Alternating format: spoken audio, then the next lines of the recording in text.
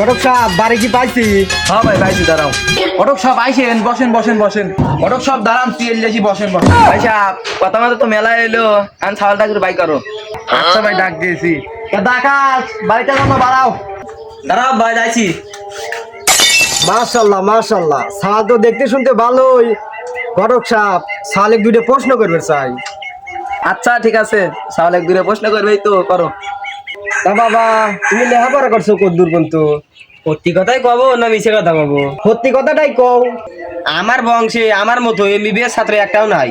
কি কও বাজান, তাই নাকি? হ্যাঁ চাচা, 3 বছর এসেছি, পরীক্ষা দিছি, একবারও পাস করিনি, একবারই ফেল গেছি।